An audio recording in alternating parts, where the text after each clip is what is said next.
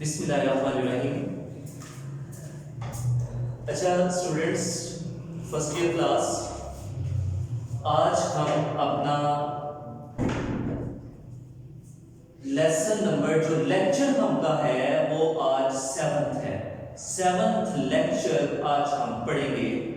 और बेटा आज मैं आप लोगों को first year class God B praised अल्हम्दुलिल्लाह ये पढ़ाऊंगा।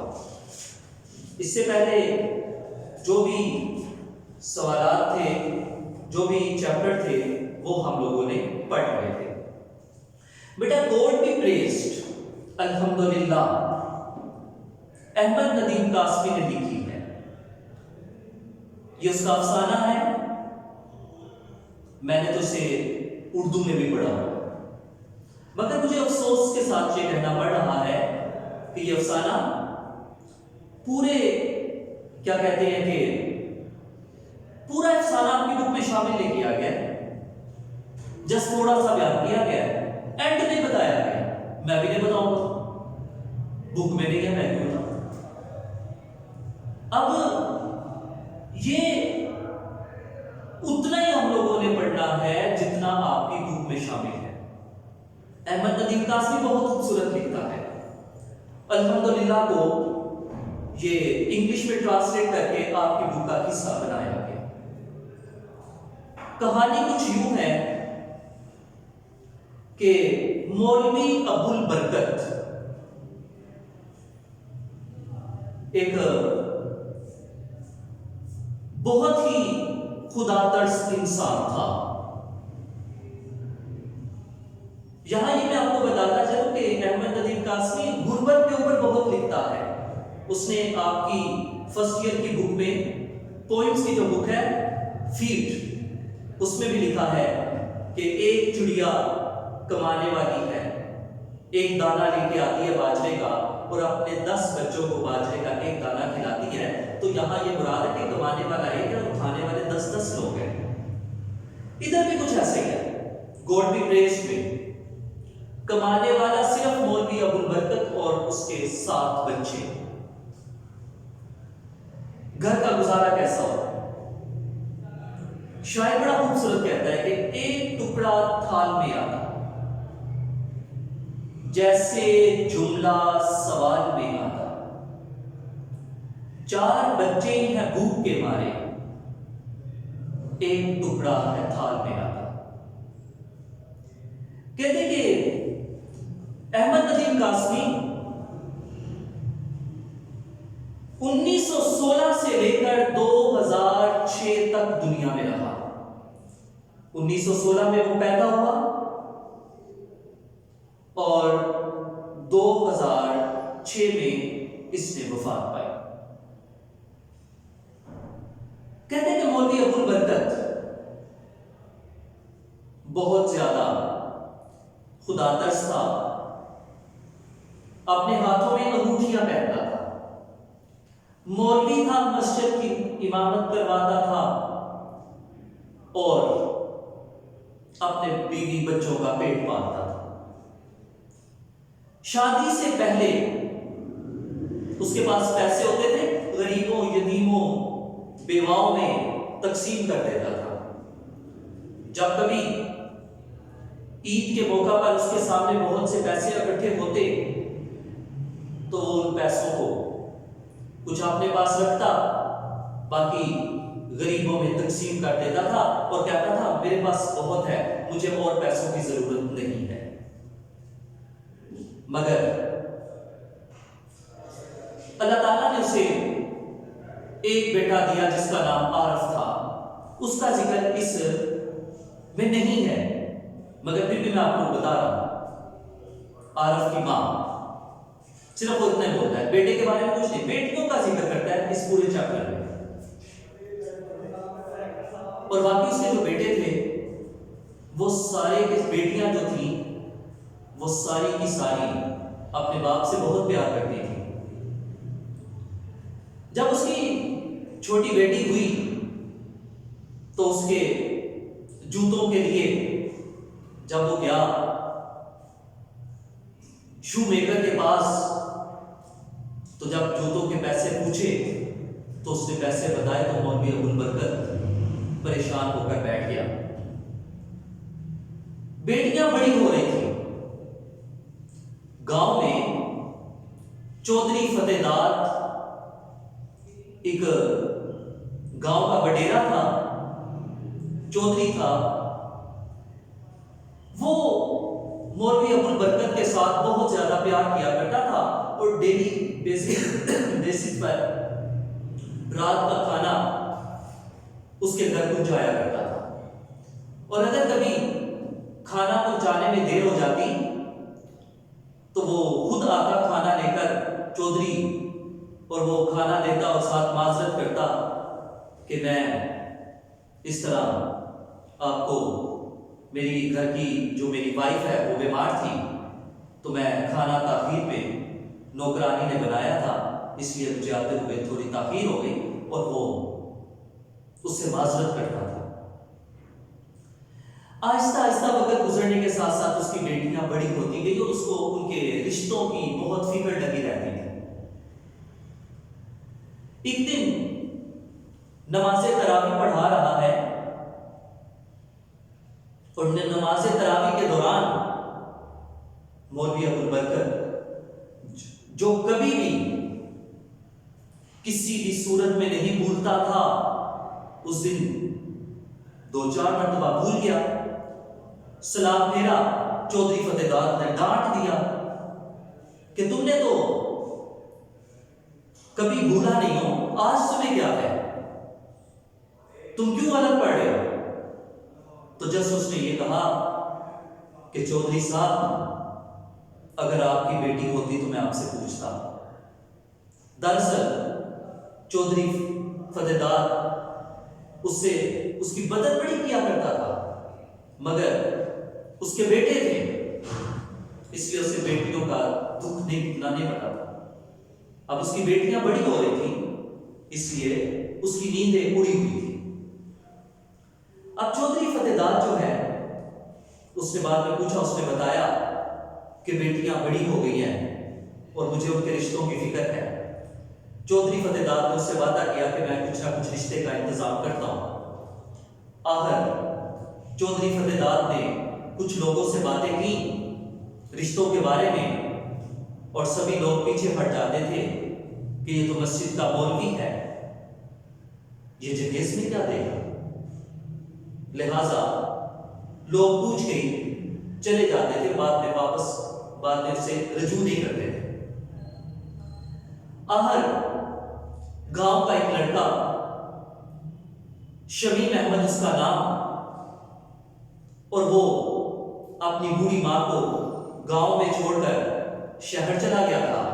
पहले किसी क्लर्क के घर में मुलाजमत की, बाद में कपड़े का काम सीखा और गांव में आकर उसने कपड़े की दुकान खोली। मौलवी अबुल बरकत ने उससे बात की कि इस तरह रिश्ता है और कर लो। बेसिकली वो बच्चा जो था वो उन्हीं से पड़ा हुआ था। आखिर उसने अपनी माँ से बात की, ये रिश्ता आगे बढ़ा और मौलवी अबुल बरकत की बड़ी बेटी महर नसा की शादी कर दी गई। जब शादी हुई तो उस वक्त मौलवी अबुल बरकत के घर में ढोल ढमका, नाच गाना मना था, मगर वो अपने पूरे बाजों के साथ फायरवर्क्स आतिशबाजी के दरमियान महरन को ब्याहने के लिए आया। जब महरुन्निसा की शादी हुई उस वक्त गांव में उससे पहले कोई स्कूल नहीं था। सब बच्चे मौलवी अबुल बरकत के घर में पढ़ने के लिए आते थे। फिर आहिस्ता से थोड़ी देर के बाद गांव में एक प्राइमरी स्कूल खुल गया। अब वो बच्चे जो उसके घर में पढ़ने के लिए आते थे अब वो ना आने लगे, वो स्कूल जाने लगे। बहुत सारा फर्क पड़ा। इसके बाद क्या हुआ ये आपके बुक में नहीं बताया, लिहाजा हम इतना ही पढ़ेंगे। मुख्तलिफ कॉलेज में, स्कूल में जब मैं पढ़ा, कॉलेज में पढ़ाता हूँ, अक्सर बच्चे फिर जिद कर लेते हैं कि सर ये पूरी स्टोरी सुनाएं, फिर बाज़ दफ़ा मुझे सुनानी भी पड़ती है। बहरहाल आप वीडियो के जरिए पढ़ रहे हैं, इसलिए बेहतर है कि हम इतना ही रहने देते हैं, मज़ीद आगे नहीं बढ़ते हैं। जितना टू द पॉइंट आपके बुक में है इतना ही पढ़िए। इसके बाद उसकी बेटी भी आई जाती है, सास उसके ऊपर क्या जुल्म करती है, उसमें कोई भी इसमें नहीं बयान किया गया, मगर वो सारा ज़ाहिर है कि मैंने पढ़ा हुआ है, तो एंड में फिर क्या होता है ये वो सारा वो कुछ भी इसमें बयान नहीं किया गया। तो बेटा हम आज पढ़ेंगे गॉड बी प्रेज्ड, अल्हम्दुलिल्लाह। कहते कि बिफोर हिज मैरिज, अपनी शादी से पहले, मौलवी Abul Barkat alias Al Maroof Abul used to live in comfort. वो बड़ी आरामदाह जिंदगी गुजारा करता था। इवन पॉम बढ़ के शानो शौकत वाली जिंदगी गुजारा करता था। पॉम शानो शौकत भी कहते हैं, इसके अलावा पुरुष को भी कहते हैं कि वो पुरुष को जिंदगी गुजारा करता था। ऑन हिज हेड, अपने सर पर, he wore a light brown turban, वो एक हल्के भूरे रंग की पगड़ी पहनता था। टर्बन पगड़ी, नॉन एज मशहदी लुंगी, जिसको मशहदी लुंगी कहते थे। बिकॉज क्योंकि it originally came from Mashhad in Iran, ये ओरिजिनली असल में केम आई थी फ्रॉम मशहद, मशहद से आई थी, इन ईरान, ईरान के शहर, ये मशहद ईरान का शहर है, ईरान के शहर मशहद से आई थी। द गिल्टेड टिप, सुनहरी चोटी, ऑफ दिस कैप, उसकी टोपी की सुनहरी चोटी, टू शाइन, चमकती थी, ब्राइटली, बड़ी तेजी से चमकती थी, अबव द टर्बन्स, उसकी पगड़ी के ऊपर से उसकी टोपी की चोटी बड़ी तेजी से चमकती दमकती रहती थी। He always carried a walking stick, वो हाथ में एक छड़ी पकड़ते थे। Always, हमेशा, कैरी रखते थे, उठाते थे, छड़ी उठाते थे। A sort of scepter, जो कि एक आसा थी, with decorative bands, जिस पर सजावटी पत्रियां लगी होती थी, of brass, पीतल की, and gilt, और सोने जैसे रंग की उस पर सुनहरी पत्रियां लगी होती थी। For his hair, अपने बालों में, he used fragrant oil, वो इस्तेमाल करता था fragrant, खुशबूदार तेल अपने बालों में लगाया करता था, इस्तेमाल करता था। It's sweet pungent, उसकी स्वीट मीठी, पंजेंट तेज, पंजेंट तेज, स्मेल खुशबू, लिंगर्ड फैली रहती थी, इन द विलेज लेन्स, गांव की गलियों में फैली रहती थी। Whenever he walked through them, जब कभी वो गली से गुजरता था तो उसकी तेज खुशबूदार खुशबू गलियों में फैली रहती थी।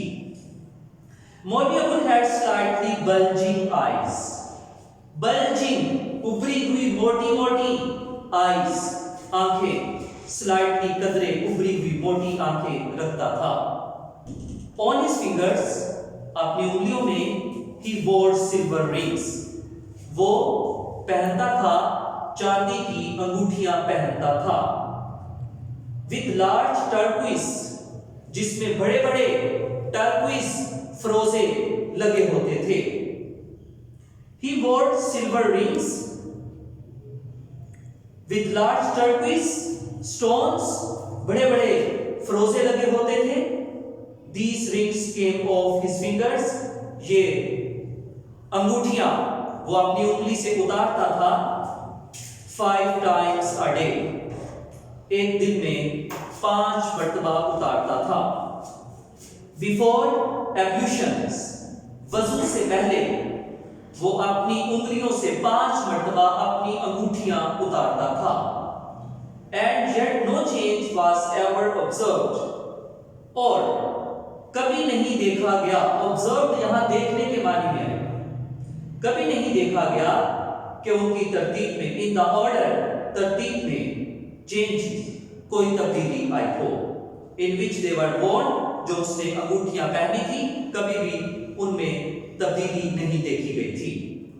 एवरी ईद, हर ईद के बाद, आफ्टर हिज सर्मन, खुतबे के बाद, व्हेनेवर द कॉटन बैग्स, जब सूती थैली containing of 150 to 200 rupees, जिसमें 150 से 200 रुपए होते थे, containing मुश्तमिल होते थे, collected from the devotees, जो कि अकीदतमंदों से जमा किए जाते थे, happened to fall, गिराए जाते थे, with a thud, धप की आवाज के साथ उसके सामने नीचे गिराए जाते थे.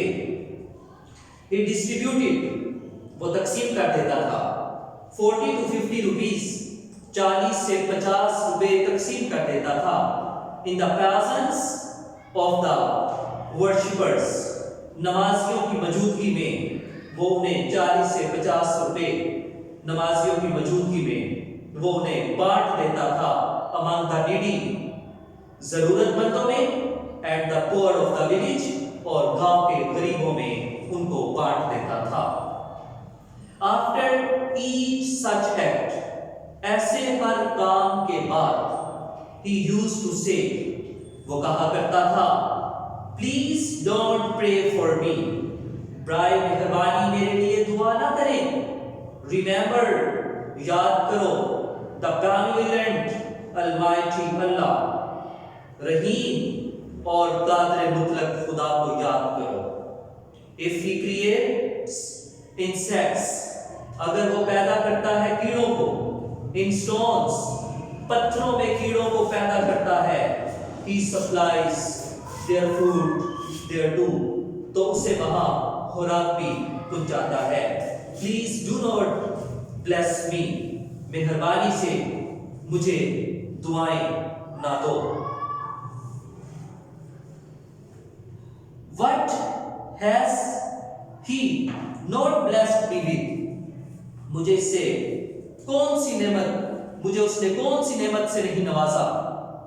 हेल्थ, सेहत, पीस ऑफ माइंड, ज़हनी सुकून, फ्रीडम फ्रॉम केयर, परेशानी से नजात. I have everything one can desire, जिसकी कोई शख्स ख्वाहिश कर सकता है. ठीक है बेटा, इतना इंशाल्लाह, बाकी कल हम पढ़ेंगे. अल्लाह हाफ़िज़.